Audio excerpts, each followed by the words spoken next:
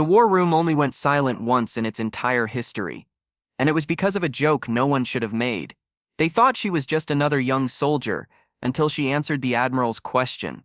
Admiral Rebecca Hale had been trying to lighten the mood that morning.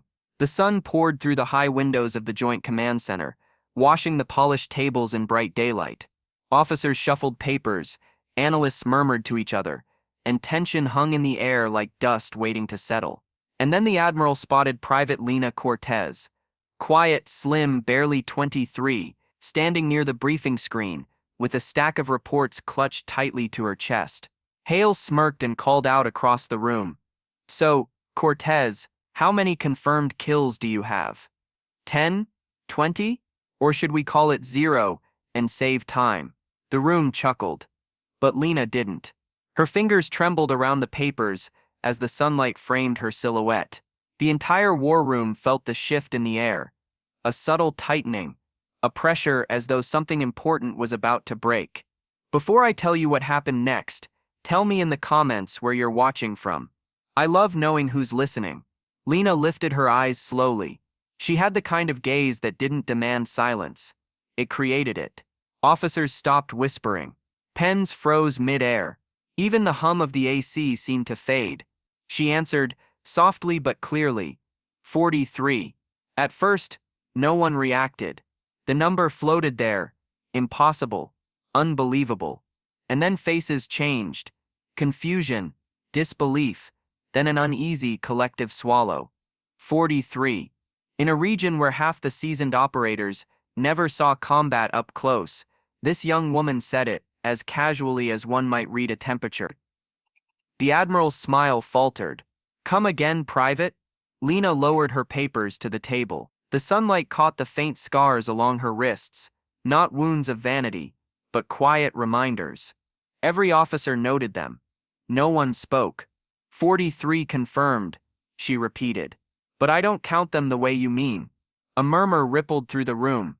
Someone dropped a pen. A junior lieutenant leaned forward, whispering, "What does she mean by that?" Lina inhaled, steady but strained. She hadn't planned to speak today. She never wanted recognition. She wanted to forget. Yet here she stood, cornered between truth and pride, and neither felt safe. She began, her voice low. "We were deployed to the Eastern Valley 3 months ago. The evacuation mission that went wrong. The minefield no one reported. The landslide that buried half of Echo Squad." The room stiffened. Everyone remembered that operation. Everyone remembered the casualties. Lina continued, "Those 43 weren't enemies. They were civilians. Elderly, children, farmers, people who couldn't move fast enough." A breath caught somewhere in the back. Another officer closed his eyes. She looked directly at the Admiral. "I didn't take lives. I saved them." The silence was thunderous. Dust motes drifted through the bright sunbeams as the weight of her words settled.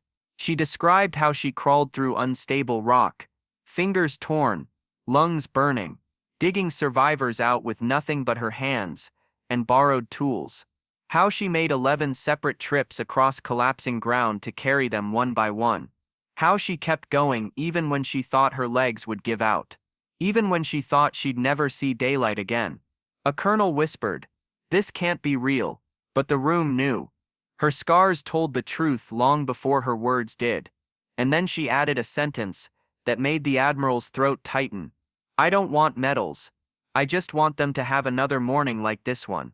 The sunlight outside brightened, as if the world itself honored her. The Admiral stepped forward.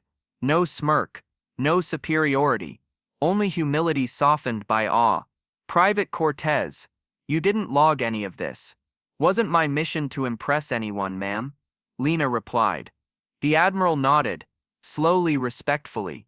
Then she turned to the room and said the words that made every officer stand a little straighter.